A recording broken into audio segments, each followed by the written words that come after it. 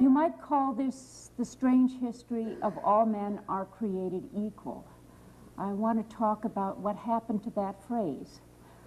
You will understand this is part of my teacher's compulsion to have something in your heads as you leave the room. But it also comes from, I think, a very realistic recognition that the subject of my book is far more important than the book itself. What I became amazed with is how much new there was to be said about this very old historical topic. Like what? Well, first of all, the state and local Declaration of Independence that I found, I think from a scholar's point of view, those are the most important contribution of the book. These were, of course, resolutions passed by towns and counties, often to instruct their delegates to provincial legislatures that they should support independence, or instructions which were adopted by provincial, or as we'd say, state legislatures, telling their delegates to the Continental Congress to support independence. And often they gave the reasons as well. But these were documents that had been, for all practical purposes, lost over the past century and a half. I rediscovered them. They were known to exist in an earlier time, and I think the fact that they were lost is one measure of how much we have been transfixed with the Declaration of Independence, how much other parts of the subject have, in a sense, fallen away. So my task became, in part, one of recovery of what had been lost.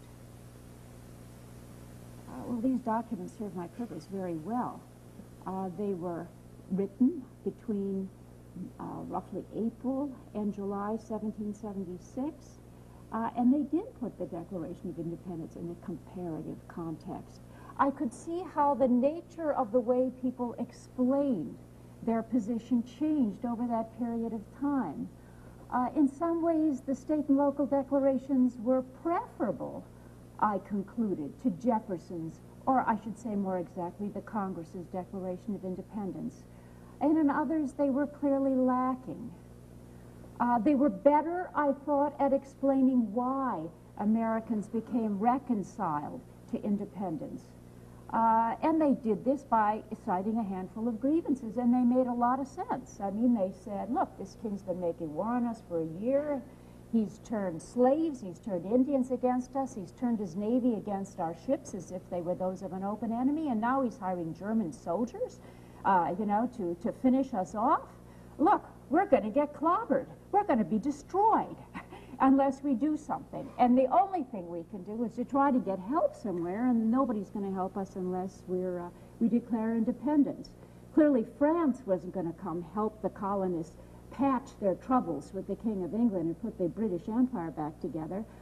They were much more interested in severing it. So independence was their ticket to help from European nations which they knew would not be on principle, but would be on principles of self-interest. That made sense. What they weren't was inspiring. They talked about, I say they're like men with their backs to the wall. You can have sympathy for them, but you don't necessarily find them inspiring. And after a while I discovered, you know, these documents had another use.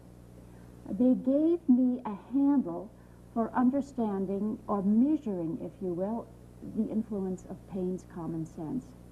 Now, many of you, I guess, have read a great deal on the Revolution, and you'll be aware that common sense is a kind of a magic bullet for explaining how the colonists came to accept independence. You know, they were for reconciliation in late 1775, and then all of a sudden they start saying, hey, independence isn't such a bad idea. And between those two poles, boom, Thomas Paine publishes Common Sense. So it must be the reason. And lacking another reason, I think that's, you know, that's what we generally have. When you had these state and local declarations, you could say, well, were they influenced by Paine? And in some ways, clearly they were. I suspect the whole public debate over independence was opened by Paine's Common Sense, which appealed to large numbers of people because of its style, because of the, what do you call it, the rambunctious way he argued for it. No scholarly treatise that. But when you looked at these local declarations, which are, as I say, as close to the voice of the people we're likely ever to get for all the problems that they have in that serving that function, they sometimes use Paine's language, but they never adopt his argument. His argument was that we had to break from independence from Britain because the system of the British Constitution was hopelessly flawed. It had hereditary rule. It had kings. You could never have freedom so long as you had hereditary rule. None of these say that. They go back to talking about, as I said earlier, events. It's events that explain it. It's a different argument for the same conclusion. And I ended up thinking Paine's influence was certainly very important, but it wasn't self-sufficient. That in fact there was a much broader process. What I came to see were large numbers of Americans following events, thinking through their implications, coming to a conclusion quite independently of what were being fed to them by, what you will, propagandizers. Well, so much for that topic. Then I am going to write another chapter on the writing of the Declaration of Independence, and I knew partly what I wanted to do there. A problem remained in describing how that committee text had been created. And the common wisdom was that Jefferson wrote it, period. And there was a very good source for that, Thomas Jefferson. In 1923 and again in 1925, he provided a description of how the Declaration was written, and he said he had truth. Others, like John Adams or Thomas McKean, had given accounts that were hopelessly confused. And what would you expect? I mean, this was 40, almost 50 years after the fact. Memory is fallible, he said. Oh, true, true. I am over 80. But I'm not depending on memory, he said. I have in my possession some documents of the time, notes on the proceedings of Congress I took in my seat, and also what we know as the original rough draft of the Declaration of Independence. You might know this document. It is in the possession of the Library of Congress, which occasionally puts it on display in its treasures exhibit. It shows the document, the base text, is the document as Jefferson first submitted it to the drafting committee. And then it has all kinds of editorial changes, those made in the committee and those subsequently made by the Continental Congress. He was economical in some ways, Mr. Jefferson, conceivably not in others, but he certainly was economical in terms of paper. So he used all of these on the same piece of paper. And of course it saved him from having to copy it over yet again. And this was in his possession. He wrote to Madison, he said, "You have seen the changes marked in it in Adams's and Franklin's handwritings, and this is how it was done. The committee met, it appointed me as draftsman. I wrote the document. Then I first showed it to John Adams and to Benjamin Franklin because I respected their opinion.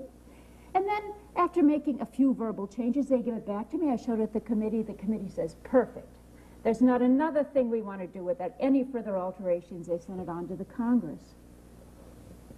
Well, John Adams, I knew, gave a slightly different version of it. It was also very late in life. The survivors told the story. 1822. He said the committee met several times, in fact, and that it discussed what the Declaration should consist of, and indeed divided it into articles, and said what the various articles should say, and then put this on paper as in minutes or instructions for its draftsmen, or draftsmen, I should say, because he claimed he too was on the drafting committee.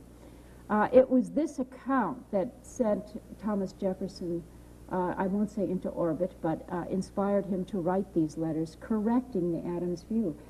Well, I think, you know, indeed Adams was wrong about two people on the committee because he gave a very different version in the late 1770s. But this business about a drafting committee meeting made sense to me. I couldn't imagine a committee charged with writing a declaration that didn't talk a little bit about the document before having somebody write it. And then, you know, I discovered other advantages that we have and that I had over Thomas Jefferson, even with his quite estimable collection of documents, we have more documents. We have all the documents collected by these truly wonderful modern historical editing projects. You know, the papers of John Adams, the papers of Thomas Jefferson. These projects have collected, have scraped one library after another, have found a more comprehensive set of documents on just about any subject than even the most industrious scholar could ever have located. And you can do them sitting in a library. Well, flipping through the papers of Benjamin Franklin, which had been out of the library, so I finally got it, and I looked at it, and there weren't very many. But boy, what they had was dynamite. What they had was this one letter that Jefferson had written to Franklin in May 1776, June 1776, that no one seemed to have paid much attention to. Those who've read the book will remember it. I mean, he says, "Dear Dr. Franklin, the enclosed text has just been, approved by the committee, which asked me to change a sentiment or two. And I'm hoping you can look at it and get it back to me in the morning so I can give it to the committee again." Much more interventionist committee than he had remembered, would remember, I should say, in 1823 or 1825. And in some ways it confirmed the Adams view that the committee had met several times. That was very important in parsing out how this document was written. But it also was interesting, I think, in explaining how Jefferson went wrong in 1823. I don't think he was lying. Gary Will said, I said he lied when he said he was the author of the Declaration. What a misstatement of my position. This is not on a character issue. It's a human issue. I mean, he just didn't remember. I think what he did is he took the original rough draft, which was again in his possession, and he noticed that except for a few changes that were in somebody else's handwriting, and then he wrote in the margin whose handwritings those were in, all the changes were in his handwriting. So I think he assumed he did them on his own initiative. It would be a logical conclusion for him to have drawn. He simply forgot that some of those were made on the instructions of other committee members. And that I didn't figure out until after the book had gone to press.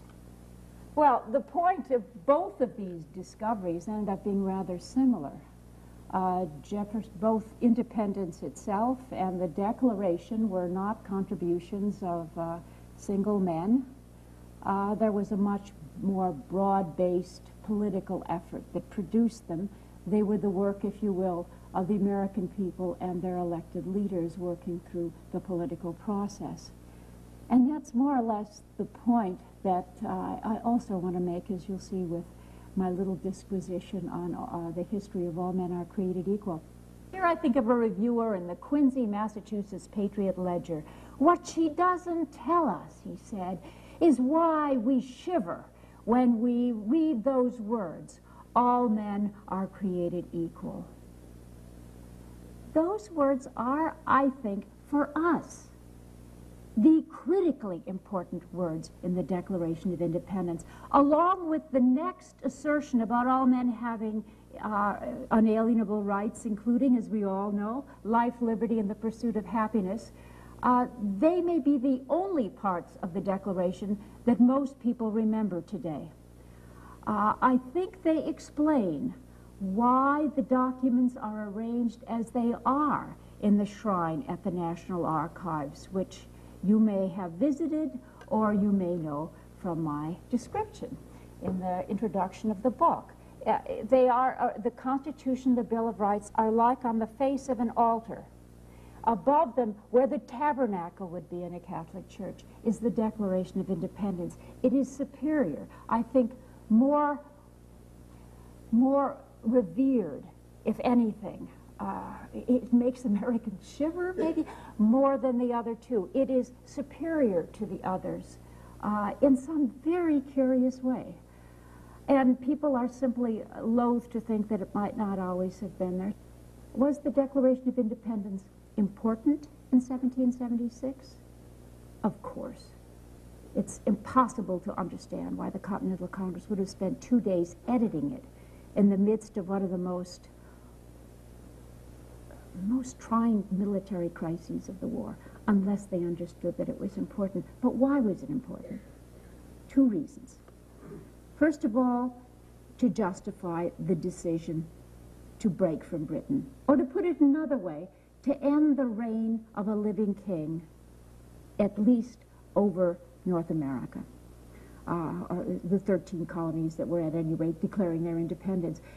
In this instance, the colonists were acting in keeping with a long English tradition, as I do explain in the book. That is, Englishmen never ended the reign of a living king, which they did repeatedly without issuing some explanation. There were 2 possible explanations, acceptable. One, the king was totally inept, rex inutilis, or he was evil in the sense of interfering with the people's rights and freedoms. What the Declaration of Independence says, hey, we have the evil kind. Second, they had to tell the American people what Congress had already decided 2 days earlier, and that is to break with Britain. Certainly this was meant to be inspiring, and it was inspiring. People we know took the document, indeed they were expected to do this. The New York Journal published the whole declaration on 1 page because they said that way people could cut it out and pin it up in their homes. It's the first sort of example of sort of poster art in American history of which I am aware.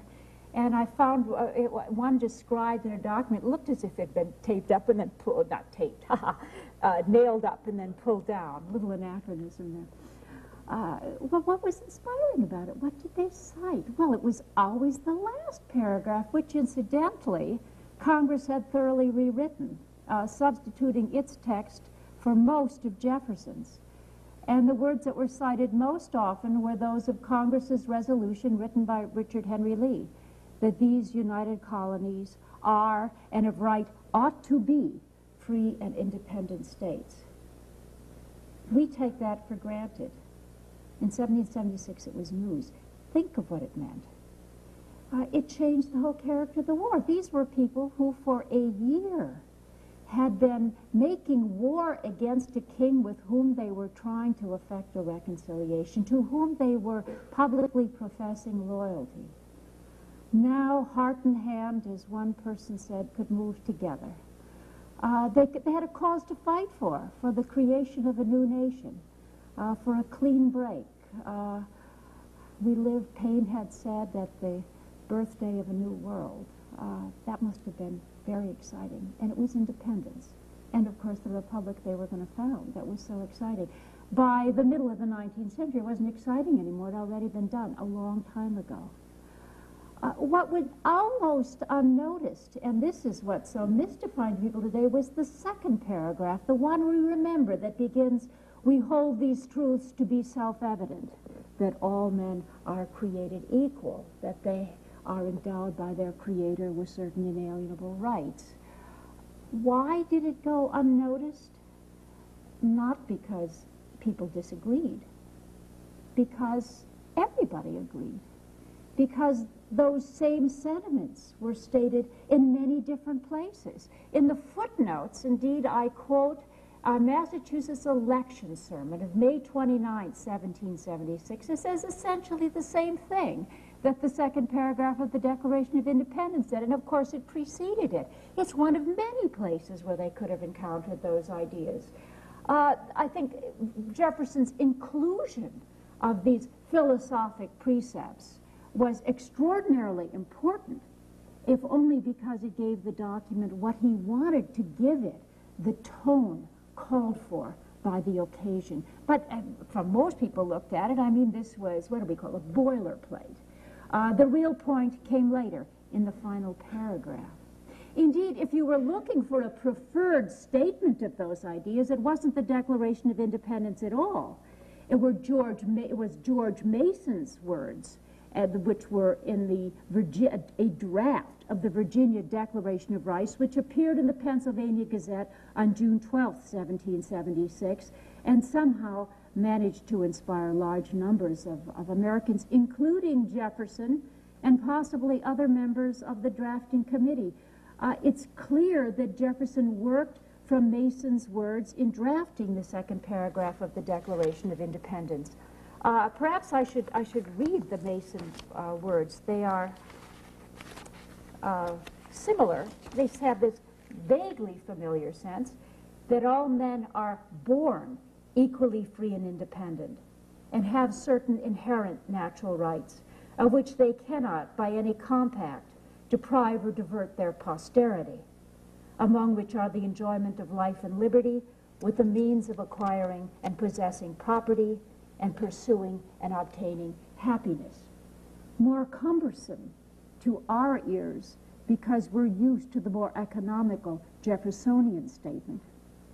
What Jefferson did was to pare these down, to cut away language, to say it more succinctly, more economically, because it served a different function in the Declaration of Independence than in the Virginia Declaration of Rights. He used, as I explained, a rhetorical strategy by which you pile phrase on phrase, and the meaning of the whole sequence comes out only at the end, and the end of his paragraph, at the end of his sentence, I should say, that's a very long sentence, is an assertion of the right of the people to alter or to abolish a government and to replace it with another in a form which, in their view, will better serve their happiness and safety. It's an assertion of the right of revolution.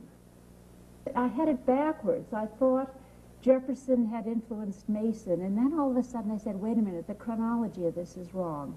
And then I started to look at some of the subsequent, the successive drafts that Becker teased out to see how Jefferson had changed the text, or how the text changed from one editorial generation to another. And I began to see how he'd worked from Mason and changed it. Mason said, for example, all men are born equally free and independent. Jefferson wrote, all men are created, he changed the verb, equal and independent. And then he crossed out, and independent. And I started to see how he would work with this text. The Mason text, in short, inspired Jefferson. That's really the point I'm making. But it inspired others in ways that were probably more substantively important.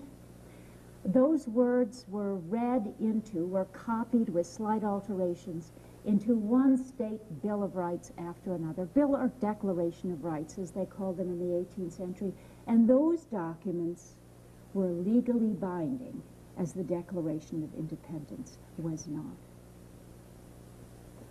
Okay, you might ask, if these sentiments were so broadly shared, why weren't they put into the Federal Bill of Rights, or the Constitution for that matter? Not because no one suggested they should be.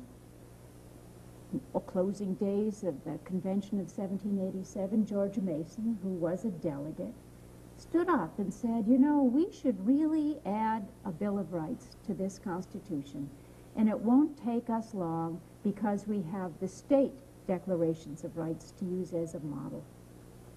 Not one delegation approved of his suggestion.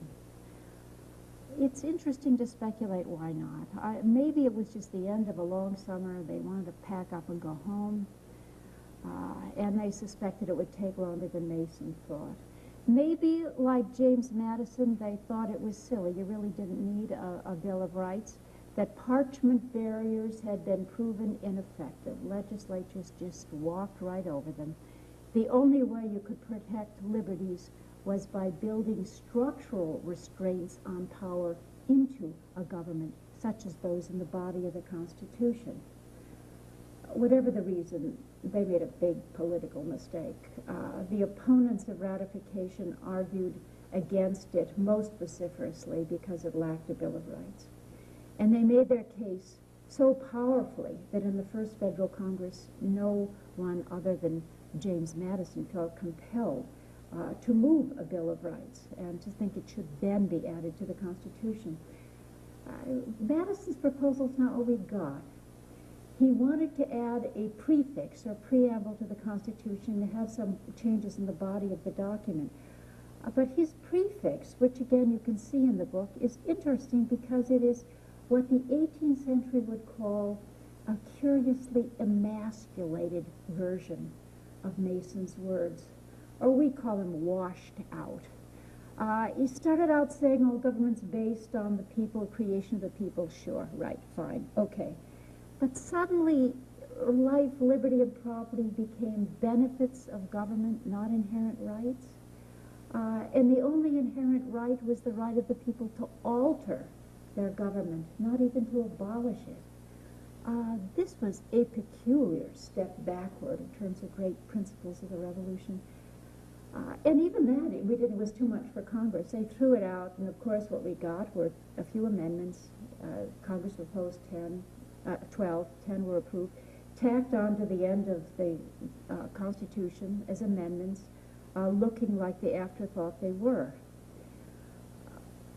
But this is very important, because those words weren't in either the Federal Bill of Rights or the Constitution. Anyone who thought the notion or statements of men's basic equality or their possession of rights had to go back to the Declaration of Independence. It was the only important founding document they had. And therefore, I think it's no surprise that in the 1790s and again in the 1820s, when the Declaration was revived, where attention turned to it, where suddenly it was remembered, and it had been mostly forgotten for 15 or 20 years after it served its function of announcing independence, that when it was once again rediscovered, attention was no longer on the final paragraph, but the second paragraph. And that the emphasis there was not on the assertion of the right of revolution, although that remained important in people's minds. It was on the opening lines, that all men are created equal, that people have inherent rights. By the 1820s, it became a sacred document, part of American political scripture. But that it had become so important didn't mean it was no less controversial. Indeed, it was in the center of controversies. Anyone who wanted the moral high ground would try to claim, if they could possibly do it, the authority of the Declaration of Independence. And in the midst of controversy, particularly the controversy over slavery, I believe, the meaning of those phrases changed in a way that will end up seeming very familiar to us. How did that happen? Let me just summarize this. The opponents of slavery found it very easy to claim on their side the assertion that all men are created equal. What did it mean? It meant that all persons were born free of subjection to another. That in effect all authority, as the Declaration went on to say, came from consent. But what did that have to do with slavery? Slaves were born into their status of subjection. Consent had nothing to do with it. So people like Garrison could say, every 4th of July you celebrate, and still you endure a system of slavery. You hypocrites! Well, by the 1830s, you know, the slaveholders weren't just sitting there taking it. Indeed, earlier on, they felt compelled to answer this. I think Garrison actually read the meaning of that phrase correctly in its 18th century sense. Now the defenders of slavery took another hard look at it, and they said, wait a minute, this might be in the Declaration of Independence, but this is nonsense. Men are not born equal or independent. How equal and independent is a baby? We are born subject to others. That's men's natural state. Oh, this statement in the Declaration is unfortunate. It's here. It didn't have to be there, John C. Calhoun said, but this is a falsehood. And indeed, one senator in 1853 said, it's a self-evident lie.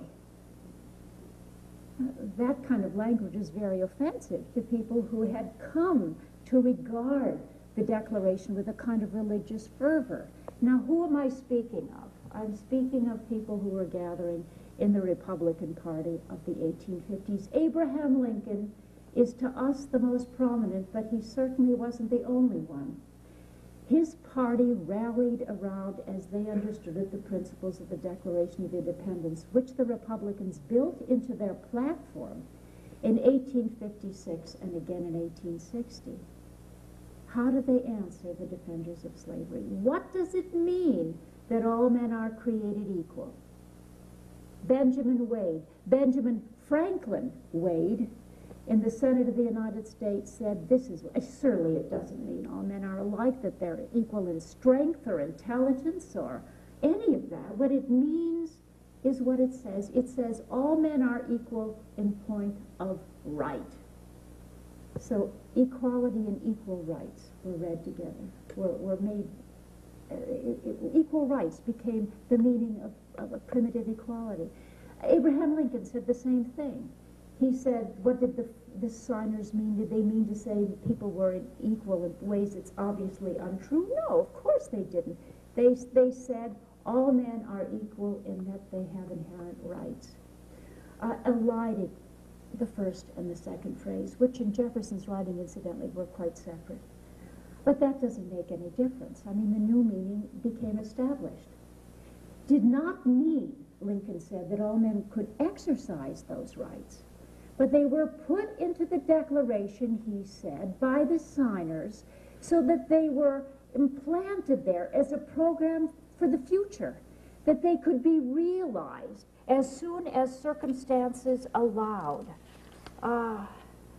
They meant to set up a standard maxim for free men, which should be familiar to all and revered by all, constantly looked to and constantly labored for, and even though never perfectly attained, constantly approximated, and thereby constantly spreading and deepening its influence and augmenting the happiness and value of life to all people of all colors, everywhere.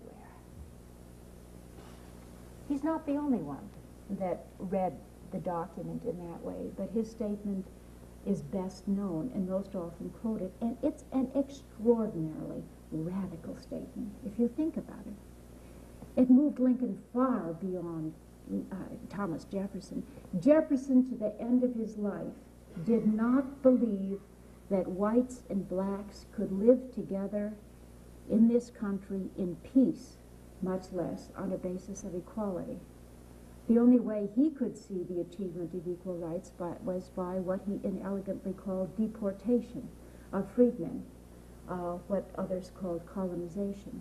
And every emancipation proposal in Virginia involved not really just freeing slaves, but getting them out of Virginia. What was more radical about it even pushed Lincoln, I think, toward more extreme positions. In 1859, he said the Declaration of Independence was incompatible with slavery, but that it did not mandate civil and social equality. By the end of his life, he was asking the government of the newly reconstructed state of Louisiana if they couldn't extend some civil rights to perhaps the most capable of the freedmen. And of course his party went even further after his death, enacting not only the 13th Amendment, which brought to an end slavery and involuntary servitude, but the 14th Amendment and the 15th. And they had a powerful impact. They were meant originally, or so I am told, by Avi Soif, who was the dean of the Boston College Law School, who studied the congressional debates. They were meant in part to read the principles of the Declaration of Independence into the Constitution finally. And it meant that in good part our tradition of equal rights has been delegated to the courts. It took a while for them to act, but in our century, of course, that's the story. Now, there's a lingering question here, but why did these Republicans care so much? It's hard to answer for everybody, but I think for Lincoln Lincoln gave us an answer. He said that if you said, as Stephen Douglas and other defenders of slavery said, that all men are created equal, referred only to white people, or worse yet, to Americans and Englishmen of 1776, that the American rights were equal to those of the Englishmen. If that's all it meant, well, what about all the immigrants who came later? What about the Scandinavians? What about the Irish? What about the Germans? To these people, who were, of course, well represented among Lincoln's neighbors and constituents, the statement, all men are created equal, he said, had become a moral sentiment.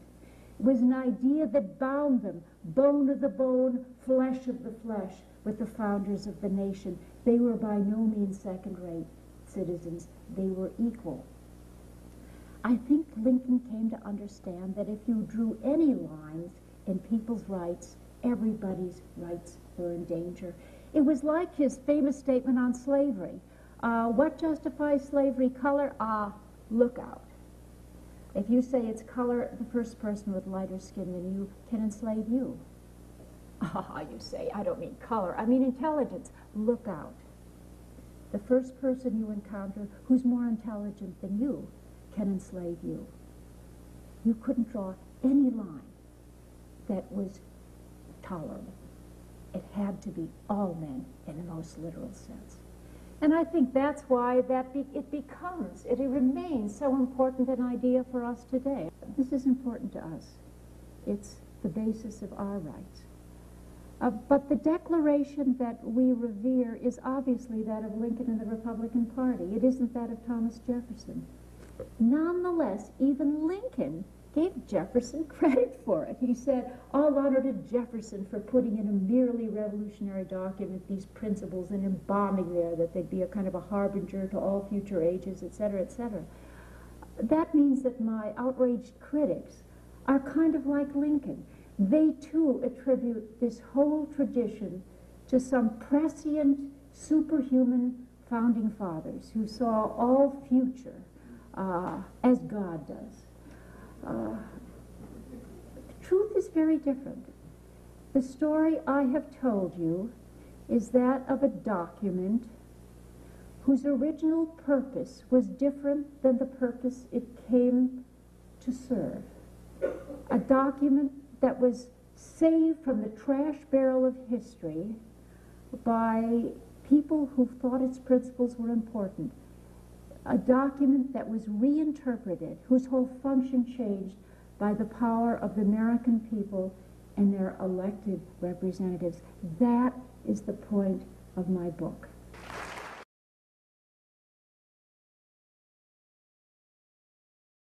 Important contribution of the book. These were, of course, resolutions passed by towns and counties, often to instruct their delegates to provincial legislatures that they should support independence, or instructions that were adopted by provincial, or as we'd say, state legislatures, telling their delegates to the Continental Congress to support independence. And often they gave the reasons as well. But these were documents that had been, for all practical purposes, lost over the past century and a half. I rediscovered them. They were known to exist in an earlier time, and I think the fact that they were lost is one measure of how much we have been transfixed with the Declaration of Independence, how much other parts of the subject have, in a sense, fallen away. So my task became, in part, one of recovery of what had been lost. Well, these documents are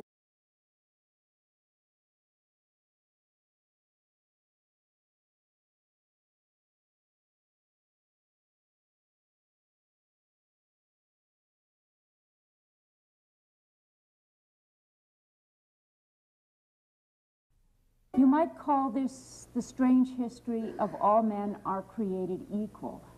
I want to talk about what happened to that phrase. You will understand this is part of my teacher's compulsion to have something in your heads as you leave the room. But it also comes from, I think, a very realistic recognition that the subject of my book is far more important than the book itself. What I became amazed with is how much new there was to be said about this very old historical topic. Like what? Well, first of all, the state and local Declaration of Independence that I found, I think from a scholar's point of view, those are the most pains common sense. Now, many of you, I guess, have read a great deal on the Revolution, and you'll be aware that common sense is a kind of a magic bullet for explaining how the colonists came to accept independence. You know, they were for reconciliation in late 1775, and then all of a sudden they start saying, hey, independence isn't such a bad idea.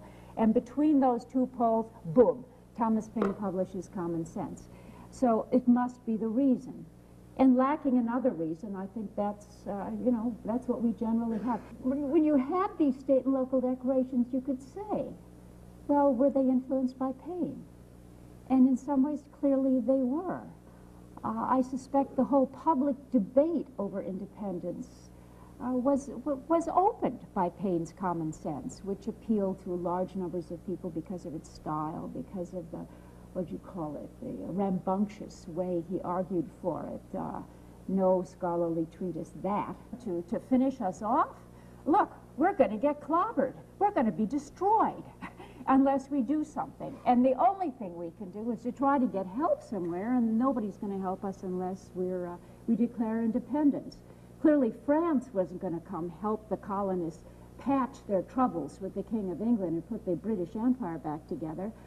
They were much more interested in severing it. So independence was their ticket to help from European nations which they knew would not be on principle, but would be on principles of self-interest. That made sense. What they weren't was inspiring. They talked about, I say they're like men with their backs to the wall. You can have sympathy for them, but you don't necessarily find them inspiring. And after a while I discovered, these documents had another use. They gave me a handle for understanding or measuring, if you will, the influence of my purpose very well. They were written between roughly April and July 1776, and they did put the Declaration of Independence in a comparative context. I could see how the nature of the way people explained their position changed over that period of time. In some ways, the state and local declarations were preferable, I concluded, to Jefferson's, or I should say more exactly, the Congress's Declaration of Independence. And in others, they were clearly lacking. They were better, I thought, at explaining why Americans became reconciled to independence. And they did this by citing a handful of grievances, and they made a lot of sense. I mean, they said, look, this king's been making war on us for a year.